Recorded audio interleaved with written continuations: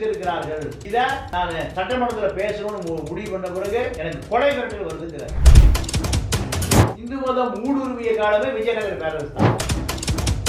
முகலாயர் காலத்தில் மதம் மாறியவர்களுடைய சொத்து பல ஆயிரம் கோடிகள் சொத்து இந்தியா பூரா இருக்கு. நீங்க தமிழர்களே முஸ்லீமாக மாறி இருக்க வாய்ப்பு இருக்கு.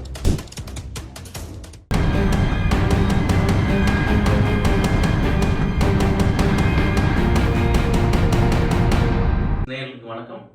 இன்று நம்மோடு அரசியல் பேச இணைந்திருக்கிறார் மூத்த பத்திரிகையாளர் திரு தமிழா பாண்டியன் அவர்கள். வணக்கம் சார். வணக்கம். திருப்பரங்குன்றத்தில் நடந்த ஒரு விஷயம் நம்ம எல்லாருக்கும் தெரிஞ்ச விஷயம். ஏற்கனவே இந்த இயக்கம் கொடுத்த வழக்கில் உயர்நீதிமன்றம் இன்னைக்கு ஒரு தீர்ப்பு கொடுத்திருந்தாங்க. அந்த தீர்ப்பை எதிர்த்து தான் இந்த பாரத் இந்து முன்னணி இயக்கம் மேல்முறையீடு சுப்ரீம் கோர்ட்ல தொடுத்தாங்க. அதுக்கு கிடைத்த இந்த நீதி எப்படி பார்க்குறீங்க நீங்க? பிஜேபியை பொறுத்தவரை திருப்பரங்குன்றத்தில் ஒரு பெரிய அரசியலை தமிழ்நாட்டினுடைய தெற்கு பகுதியில் கால் வைப்பதற்கான ஒரு முயற்சி தான் அது. திருப்பரங்குன்றம் காலங்காலமாக அந்த பள்ளிவாசல் அந்த இடம் தொழுகைக்கான இடம் இருப்பது என்பது பல ஆயிரம் ஆண்டு கால வரலாறு. பிஜேபியை பொறுத்தவரை பிஜேபி தென் மாவட்டங்களில் ஏதாவது ஒரு அரசியல் பரபரப்பு செய்ய வேண்டும் என்பதை தொடர்ந்து ஆய்வு செய்து கொண்டே இருக்கிறது. ஆர்எஸ்எஸ்க்கு என்ன வேலைன்னா, தமிழ்நாட்டினுடைய நெடுஞ்சாலைகள் பூரா இப்போ மக்கள் புத்தரை விரும்ப ஆரம்பிச்சிட்டாங்க. இதற்காக சிரடி பாபா கோயில்கள் திட்டமிட்டு கட்டப்படுகிறது. விநாயகர் சிலை திட்டமிட்டு வைக்கப்படுகிறது. இது ஆர்எஸ்எஸ்னுடைய முழு நேர வேலை. இந்த அஜெண்டா இப்பதான் இருக்கு இல்ல முதல்ல இருக்கு. இயற்கையாகவே மக்கள் இந்து கடவுளை நோக்கி நகர்வதை விட இப்போ நீங்கள் கடை, வியாபார ஸ்தலம், படித்தவர்கள், அறிவுஜீவிகள் புத்தர் சிலையை தேட ஆரம்பிச்சிருக்காங்க. இப்போ நிறைய இடங்களில் இப்போ புத்தர் சிலை பார்க்க முடிகிறது. இந்து மதம் ஏன் புத்தர் சிலையை தேடுகிறான்னு பார்த்தா, அவர்களுக்கு இந்த இந்து மதத்தின் மீது ஒரு வெறுப்பு. இந்து மதத்தின் மீது வெறுப்பை தாண்டி புத்த மதத்தை தெரிந்து கொள்ள வேண்டும் என்று இந்து மதத்திலிருந்து மனோரீதியாக வெளியேறுகிறார்கள். இதற்கு என்ன காரணம்னு கேட்டிங்கன்னா, இந்து மதத்துக்குள் உள்ள பல்வேறு வகையான பிணக்குகள், சாதி அமைப்புகள், கட்டுப்பாடுகள், கோயில் ஒரு சாரருக்கு சொந்தமானது, இது போன்ற கொள்கை ஈர்க்கப்படுகிற அடுத்த தலைமுறை, படித்த தலைமுறை. நீ ஒரு புத்தர் சிலை முதல்ல விநாயகர் சிலை இருக்கும். இப்போ அதற்கு பதிலாக புத்தர் சிலை நாட ஆரம்பித்த பிறகுதான் நீங்கள் கோயில் வழிநெடுக சிரடி பாபா கோயிலும் விநாயகர் சிலையும் திட்டமிட்டு உருவாக்கப்படுகிறது. சிலைகளை திட்டமிட்டு உருவாக்குறாங்கன்னு சொல்றீங்க. இப்போ தமிழ்நாட்டை பொறுத்தவரை முருகர் கோவில் அப்படின்னா எல்லாம் மலைகள் மேல தான் இருக்கு.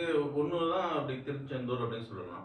இப்போ இங்க குறிப்பிட்டு நம்ம பேசுற ஒரு விஷயம் திருப்பரங்குன்றம் சிக்கந்தர் தர்கா. எப்பங்க சார் கோவிலுக்கு முன்னாடியே இந்த தர்கா இருந்தா இந்த கோவிலுக்கு அப்புறம் தான் இதை வர ஆரம்பிச்சது? இல்லை, சிக்கந்தர் தர்கா என்பது நீங்கள் முகலாயர் காலத்திலிருந்து இருக்கு.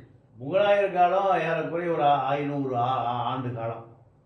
நீங்கள் இப்போ சுதந்திரம் வருவதற்கு முன்பு ஆங்கிலேயம் 250-300 வருஷம் ஆண்டான். 300 வருடம் அதுக்கு முன்பு முகலாயர்கள் ஆண்டான். இப்போ நான் இலங்கையில் கதிர்காமத்துக்கு போயிருக்கேன். இலங்கையினுடைய முழுக்க தெற்கு பகுதி. அங்கே ஒரு முருகன் கோயிலுக்கு முன்னாடியே ஒரு தர்கா இருக்கு. இது இயற்கையாகவே அமைந்தது. நீ சபரிமலைக்கு போகும்போது அங்கே ஒரு தர்கா இருக்கு. இப்படி முகலாயர்கள் ஆண்ட காலத்தில் அத்தனையும் முகலாயர்களுடைய எச்சம் அடையாளம் தான் இந்த தர்காக்கள். இதை போகிற வழியில் இந்துக்களே கும்பிட்டுட்டு எங்கே போகிறாங்க, மேலே திருப்பரங்குன்றம் போகிறாங்க. இந்துக்கள் நிறைய பேர் வேளாங்கண்ணி போவது இல்லையா? நாகூர் போகிறது இல்லையா? நாகூரில் போய் பாருங்க, அதிகமான கூட்டம் இந்துக்கள் கூட்டம் தான் இருக்குது. இந்துக்களுக்கு பேரே நாகூராம். அப்போ இதை இரண்டு சமூக மக்களும் இணக்கமாக இருந்தால் அரசியல் பண்ண முடியாது. இதற்காக சங்கிகளால் திட்டமிட்டு உருவாக்கப்படுகிற எப்போனா இந்த பாபர் மசூதி பிரச்சனைக்கு பிறகு திட்டமிட்டு மக்களை இப்போ முதல்ல திருப்பரங்குன்றம் பிரச்சனை வந்த பிறகு பலாயிரம் பேர் மிக எளிதாக சேர்க்க முடியுது. பிஜேபி ஆர்எஸ்எஸ் எந்த அஜெண்டா சொன்னாலும் பலாயிரம் பேர் சேர மாட்டான். இது உடனே மக்களுடைய உணர்ச்சிகளை தூண்டிவிட முடிகிறது. நீங்கள் இப்போ நவாஸ்கனி எம்பி போய் அங்கே பிரியாணி சாப்பிட்டாரு, நாடாளுமன்ற உறுப்பினர் ராமநாதபுரம் நாடாளுமன்ற உறுப்பினர் நவாஸ்கனி அங்கே பிரியாணி சாப்பிட்டாருங்கிற செய்தி, இதெல்லாமே அரசியலுக்காக உருவாக்கப்படுகிற செய்திகளை தவிர, சம்பவங்களை தவிர இது உண்மைக்கு முழுக்க மாறானது. இது உயர்நீதிமன்றம் ஒரு தீர்ப்பில், இந்த தீர்ப்பில் என்ன சொல்லியிருக்காங்கன்னா, அந்த கொடிமரம் சரி, கோவில் முன்னாடி இருக்கிற கொடிமரம் சரி, அந்த மலைவழி பாதையும் சரி, அந்த அங்கே இருக்கிற நெல்லித்தோப்பும் சரி, இது தர்காவுக்கு தான் சொந்தம் அப்படின்ற ஒரு தீர்ப்பையும் சொல்லியிருக்காங்க. இது எப்படி நம்ம பார்க்கறது? இல்லை, ஆவணங்களின் அடிப்படையில் நீதிமன்றம் ஆய்வு செய்யும். எப்படி சார் இதெல்லாம் ஒரு ஆவணமா எப்படி சார் வருது? இல்லை, எழுதி கொடுக்குறாங்களா? இல்லை, அதாவது மலைன்றது வந்து ஒரு பொதுவான இடத்துல இருக்கு. அது பொதுமக்கள், அதாவது அரசாங்கத்துக்குரிய மலை பிரதேசம்னாவே ஒரு அரசாங்கத்துக்கு சொந்தமானதான் இருக்கும். அதை யாருமே சொந்தம் முன்னாடி வாங்க முடியாது. இப்படிப்பட்ட சூழல்ல இந்த இடமெல்லாம் வந்து தர்காவுக்கு சொந்தம் எப்படி சொல்றாங்க? எப்படி சொல்றாங்கன்னா, முகலாயர் காலத்தில் பட்டயம் போட்டு கொடுத்துருப்பான். பட்டயம் போட்டு கொடுத்தது ஆங்கிலேயர் காலத்தில் ஆவணப்படுத்தப்பட்டிருக்கும். நீங்கள் நிறைய பார்த்தீங்கன்னா முகலாயர் காலத்தில் மதம் மாறியவர்களுடைய சொத்து பல ஆயிரம் கோடி சொத்து இந்தியா பூரா இருக்குது. அப்போ இந்த சொத்துக்கள் பூராமல் முகலாயர்கள் காலத்தில் அவருடைய கட்டுப்பாடு இருந்தது. முகலாயர் காலத்திற்கு முன்பு விஜயநகர பேரரசு ஆவணப்படுத்தியதை முகலாயர்கள் வந்த பிறகு அவர்கள் அதை ஆவணப்படுத்துகிறார்கள். அதன்போல் பிரிட்டிஷ்கார் வந்த பிறகு பிரிட்டிஷ்கார் ஆவணப்படுத்துகிறான். நீங்கள் நிறைய சொத்துக்கள் ஆங்கிலேயருக்கு சொந்தமானதாக இருந்தது. ஜெயலலிதா இருந்த அந்த கொடநாடு எஸ்டேட்டுக்கு பேர் கிரேக் மோர் எஸ்டேட், ஒரு ஆங்கிலேயனுக்கு சொந்தமானது. ஆங்கிலேயர் பொழுது தான் ஜெயலலிதாவை வாங்குறாங்க. ராமசாமி உடையார் வாங்கி ராமசாமி உடையார் ஜெயலலிதா வாங்குறாங்க. எப்படின்னா முகலாயர் காலத்தில் அவன் ஆக்கிரமிச்சுக்கிறான், ஆக்கிரமித்து ஆவணப்படுத்துகிறான். இப்படி தான் இந்த கோயில்கள் பூராமல், கோயில் நிலங்கள் பூராமல் நீங்கள் திப்பு சுல்தான் காலத்தில் இந்து கோயில்களுக்கு மானியமாக கொடுக்கப்பட்டது. திப்பு சுல்தான் அரசராக இருக்கார், ராஜாவாக இருக்கார். திப்பு சுல்தானுடைய ஆளுமை தென் தமிழ்நாடு முழுக்க இருக்குது. கர்நாடகா, மைசூர், நீங்கள் இப்போ ஏறக்குறைய பார்த்தீங்கன்னா கொங்கு மண்டலத்தில் பாதி சொத்து திப்பு சுல்தான் மானியமாக தான் இருக்கும். பல இந்து கோயில்கள் இருக்குது. நான் திருப்பூரில் பிறந்து வளர்ந்தவன். அப்போ அங்கே இருக்கக்கூடிய பெருமாள் கோயில் சொத்து, ஈஸ்வரன் கோயில் சொத்து, இப்படி கோயில் சொத்து பூரா யார் மானியமாக கொடுத்தது? திப்பு சுல்தான். ஆவணப்படுத்தப்பட்டது. இப்போ அதே போல தான் திருப்பரங்குன்ற கதையும் முகலாயர்கள் வந்த பிறகு முகலாயர்கள்ட்ட முஸ்லீம்கிட்ட ஒரு அடிப்படை பழக்கம் என்னன்னு கேட்டிங்கன்னா, இந்து கோயிலாக இருந்தால் அங்கே தர்கா கட்ட மாட்டாங்க. அங்கே தர்கா கட்ட மாட்டாங்க. தர்காவாக இருந்தால் இந்து கோயில் கட்டப்படும். ஆனால் ஒரு இந்து அடையாளம் இருந்தால் அங்கே அவங்க அப்போ இங்கே நீங்கள் குறிப்பிட்டது வந்து ஏற்கனவே தர்கா இருந்த இடத்துல தான் முருகர் கோயில் கட்டப்பட்டிருக்குமா? இல்லை, அதாவது முருகர் கோயில் முதலே இருந்திருக்கும். முருகர் கோயில் குன்று இருக்கும் இடமெல்லாம் குமரன் இருப்பான். இதுதான் தமிழ் வரலாறு. இது 1000 வருடங்களுக்கு முன்பு உள்ள வரலாறு. அப்போ அதுக்கு பிறகு நீங்கள் முகலாய படையெடுப்பு வந்த பிறகு நீங்கள் அங்கே சீந்துவார் இல்லை கோயிலில். இந்து, அதாவது தமிழ் அடையாளம் முழுக்க அழிக்கப்பட்டது எப்படின்னு கேட்டிங்கன்னா விஜயநகர பேரரசு காலத்தில் தான். பார்ப்பனர்கள் வந்து விஜயநகர பேரரசு தெலுங்கு மன்னர்களை தன்னுடைய கட்டுப்பாட்டுக்குள் வைத்துக்கொண்டு இந்து மதம் அழுத்தம், இந்து மதம் ஊடுருவிய காலமே விஜயநகர பேரரசு தான். கில்ஜி காலத்தில் இந்த பார்ப்பனர்களால் ஆட்டம் போட முடியல, தலையெடுக்க முடியல. முகலாயர் காலத்திலையும் முடியல. பிரிட்டிஷ் காலத்தில் உடைச்சு விட்டான் ஒன்றும் இல்லாமல். இவர்களுடைய ஆட்டமே விஜயநகர பேரரசு காலம் தான்.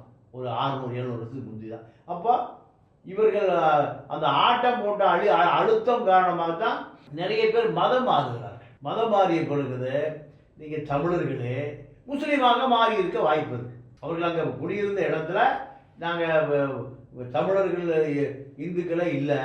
அப்போ அவர்களுக்கு தோன்றிய மதம் முஸ்லீம் மதம்.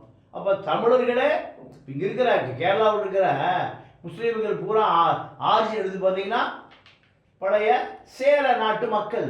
அவங்க பூரா நீங்கள் இந்த நம்பியுதிரிகள் நாயர்களுடைய அட்டூழியம் தாங்க முடியாமல் அவங்க யார் எங்கே மதம் மாறுறாங்க? கிறிஸ்துவர்களாக முஸ்லீம்களாக மதம் மாறுறாங்க. கேரளாவில் முஸ்லீம் கிறிஸ்துவம் அதிகம். என்ன காரணம்? கல்வி மறுக்கப்படுகிறது, சுயமரியாதை மறுக்கப்படுகிறது. அப்போ அவங்களுக்கு பாதுகாக்கிற இடம் கிறிஸ்துவம் முஸ்லீம் தான். நான் ஒருத்தர் சந்தித்தேன். நான் சந்திக்கிற பொழுது அவருக்கு ஒரு 85 வயசு இருக்கும். அவர் சொன்னது அவங்க அப்பா திருவாங்கூர் சமஸ்தானத்தில் படித்து அவர் ஒரு அதிகாரியாக உருவாகிறார். அப்படி உருவாகிய பொழுது நம்பியுதிர்களுக்கு இணையாக அரசங்கிட்ட வேலைக்கு போகிறார், திவான்கிட்ட வேலைக்கு போகிறார். அப்போ நம்பியுதிர்களுக்கு கொடுக்கக்கூடிய அதே சலுகையை அந்த அரசன் அந்த தலித்து படித்த மாணவனுக்கு கொடுக்குறான். கொடுத்த பிறகு அந்த பட்டத்தை ரத்து பண்ணுறான். நம்பியுதிரி ரத்து பண்ணிய பிறகு பார்த்தா அவன் விவசாய கூலியாக மாறிட்டான். அப்போது ஒரு பாதிரியார் கேட்குறாரு, நீ நல்லா படித்த பையனை, இப்போ ஆங்கிலேயர் காலத்தில் நடந்தது, படித்த பையன் பல பட்டங்கள் வாங்கியிருக்க, பல மொழிகள் பேசுகிற, பல மொழியில் பாண்டித்துவம் இருக்குது, இலக்கணம் தெரியல, ஏன் கூலி வேலை? என்னுடைய பட்டத்தை ரத்து செய்து. அப்போ தான் அந்த பாதிரியார் சொல்கிறார், நீ என்னுடைய சர்ச்சில் நீ மதம் மாறிக்க, உன்னுடைய பட்டம் திருப்பி கொடுப்பதற்காக நான் உனக்காக பரிந்து பேசுகிறேன். உடனே அவன் மதம் மாறுறான். மதம் மாறிய பிறகு அவனுக்கு ஞானஸ்தானம் செய்யப்பட்டு அவன் கிறித்தோடு ஆக்கப்பட்ட பிறகு இவனுடைய பட்டத்தை ஏன் பறித்தீங்க, அதுக்கான விளக்கத்தை சொல்லுன்னு அவர் கேட்குறாரு. அதெல்லாம் சொல்ல வேண்டிய அவசியம் இல்லை. இல்லை, இவன் எங்கள் டயாசிஸில் மெம்பர். இந்த டயாசிஸ் யார் தலைவர்? எங்களுடைய ராணி தான் தலைவர். நீ பதில் சொல்லலைன்னா எங்கள் ராணிக்கு நீ பதில் சொல்ல மறுக்கிறாய் நான் அப்படின்னு எடுத்துக்கொண்டு உடைய நோக்கி படையெடுக்க வேண்டியது சொன்னோடனே பட்டம் அவனுக்கு திருப்பி கொடுக்கப்படுது. இப்படிலாம் நடந்திருக்கு. அதனுடைய விளைவு தான் இப்போ இந்த திருப்பரங்குன்றத்தில் மசூதி உருவான வரலாறு எப்படி இருக்குன்னு கேட்டிங்கன்னா, தமிழர்கள் மதம் மாறி இருப்பார்கள். அப்போ அவனுக்கு போக்கிடம் அங்கே அவர் வாழ்ந்து மறைந்த இடம் அங்கே பள்ளிவாசலாகவோ தர்காவாகவோ மாறி. இப்போ கிட்டத்தட்ட 100 ஆண்டு காலம் நீங்க சொல்ற அந்த பழமை 100 ஆண்டு 200 வருஷம். இவ்வளவு நாள் அந்த பிரச்சனைகள்லாம் வரல, இந்து மக்களுக்கும் சரி முஸ்லீம் மக்களுக்கும் சரி அந்த இடத்துல. ஆனா திடீர்னு இந்த கலவரம் வர காரணம் என்ன? கிட்டத்தட்ட மசூதி போல இங்க ஆர்எஸ்எஸ் சங் பரிவார் அமைப்புகள் அரசியல் செய்வதற்கு வேற வழியே இல்லை. மதத்தை வைத்து தான் மலிவான அரசியல் செய்ய வேண்டும். ராமஜென்ம பூமி எத்தனை ஆண்டு கால அரசியல்? 1980 பிஜேபி அப்போதான் ஆரம்பிக்கப்பட்ட காலம். 40 வருஷத்துக்கு முந்தி வாஜ்பாயும் அத்வானியும் தான் 2 MP. இப்போ 2014 34 ஆண்டுகளில் அதிகாரத்துக்கு வந்துட்டாங்க. அதே போல் 98 பிஜேபி ஆட்சி அதிகாரத்துக்கு வாஜ்பாய் பிரதமர் ஆகிட்டார்.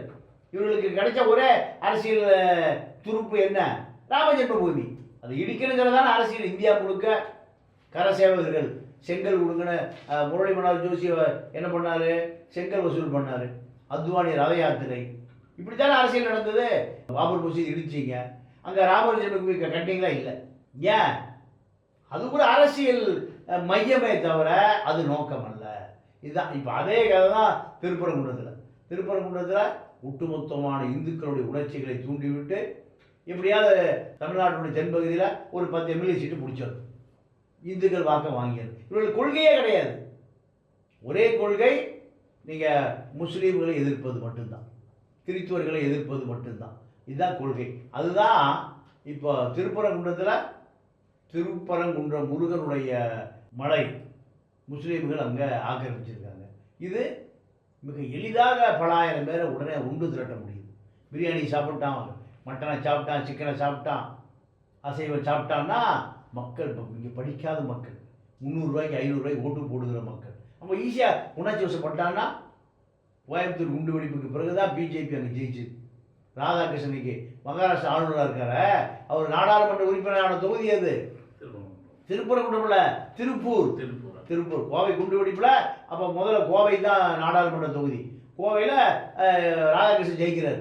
இதுதான் அரசியல். அப்போ பிஜேபியை பொறுத்த வரைக்கும் மத அரசியலுக்காக கண்டுபிடிக்கப்பட்ட இடம்தான் திருப்பரங்குன்றம். இப்போ இதை பாரத் முன்னணி அப்படின்ற ஒரு ஆர்எஸ்எஸ் சேர்ந்த ஒரு அமைப்பு வந்து வழக்கு தொடுத்திருந்தாங்க. அவங்க திருப்பரங்குன்றத்தில் இந்துக்களுக்கான மரியாதை குறைபாடாக இருக்குது அப்படின்ட்டு சென்னையில் வேல் யாத்திரை நடத்துறதுக்காக அனுமதி கேட்டிருந்தாங்க. அது மறுக்கப்பட்டு இன்னைக்கு அண்ணாமலையும் எச்.ராஜாவும் சமத்துவம் பேணி காக்க முடியல அப்படின்ற ஒரு வார்த்தையை முன் வச்சு மறியல் பண்ணாங்க, கைதும் பண்ணியிருக்காங்க. மத கலவரத்தை தூண்டுதுன்னா அவங்க மேலே வழக்கு பதிவு செஞ்சிருக்கு. எப்படி சார் இதை பார்க்குறது? அரசாங்கம், திமுக அரசாங்கம் இவங்களை தைரியமாக கைது பண்ணிடுவாங்களா? இல்லை, திமுக அரசாங்கம் கைது பண்ணணும். கைது பண்ணலைன்னா திமுக பலவீனமாக போயிடும். ஏன்னா திமுக ஆட்சிக்கு வருவதற்கு முஸ்லீம் வாக்கு தான், முஸ்லீம் கிறித்துவ படித்த தலித்து வாக்கு தான் திமுகவை காப்பாற்றுது. 20% வாக்கு வங்கி பிஜேபி பூதத்தை காண்பித்து தான் திமுக ஜெயிக்குது. முஸ்லீம் வாக்கு வங்கி மட்டுமே. இங்கே பெரியார் மண்ணும் இல்லை, பெரியார் மண்ணும் இல்லை. இங்கே திமுகவுடைய வாக்கு வங்கி எதுன்னு கேட்டிங்கன்னா தலித்து, முஸ்லீம், கிறித்துவ வாக்கு தான் 20% இருக்கு. இந்த வாக்கு வங்கியை திமுக மொத்தமாக வாங்கிடுது. ஒரே காரணம் பிஜேபி பூதம் தான். அதனால் ராஜாவை அண்ணாமலையும் தொடர்ந்து எதிர்த்தால் மட்டும்தான் பிஜேபி எதிர்ப்புங்கிற ஒரு விஷயத்தை திமுக சரியாக கடைபிடிக்கிறதுன்னு அந்த மக்கள் நம்புவாங்க.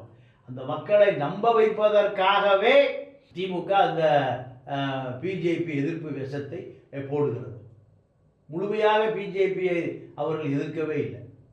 இன்றைக்கி வேல்முருகன் குற்றச்சாட்டு என்ன சொல்கிறாருன்னா, நான் திமுக கூட்டணியில் ஜெயித்தேன், ஆனால் என்னுடைய பண்ருட்டி தொகுதிக்கு ஒரு கல்லூரி நிற்க கொடுக்கல.